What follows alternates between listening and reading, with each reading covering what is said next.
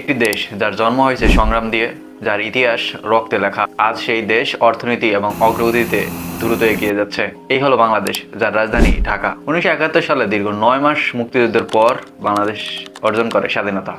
আর এই যুদ্ধে 30 লাখ শহীদের আত্মত্যাগ এনে দেয় এই দেশের স্বাধীনতা। সাভারে অবস্থিত স্মৃতিসৌধ সেই ত্যাগেরই সাক্ষী হয়ে দাঁড়িয়ে আছে। একসময় যে দেশকে বলা হতো দরিদ্র দেশ, সে বাংলাদেশ আজ বিশ্বের অন্যতম তৈরি পোশাক শীর্ষে রপ্তানিকারক দেশ, যার রেমিটেন্স, কৃষি এবং ক্ষুদ্র উদ্যোক্তা অর্থনীতিকে করেছে আরো শক্তিশালী। পদ্মা সেতুর মতো মেগা প্রজেক্ট নিজস্ব অর্থায়নে নির্মিত এক গর্বের প্রতীক। বাংলাদেশের সবচেয়ে বড় শক্তি তরুণ জনগোষ্ঠী।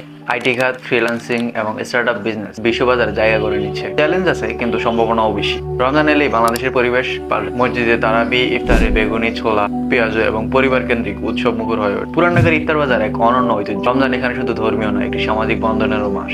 সংগ্রামের ইতিহাস, অর্থনীতির অগ্রগতি এবং তরুণদের স্বপ্ন। বাংলাদেশ চ্যালেঞ্জের মাঝেও এগিয়ে চলা এক জাতির গল্প। আগামী পর্বে জানবো বিশ্বের সবচেয়ে প্রভাবশালী রাষ্ট্রের গল্প, যুক্তরাষ্ট্রের গল্প। ততক্ষণ ভালো থাকবেন। আল্লাহ হাফেজ।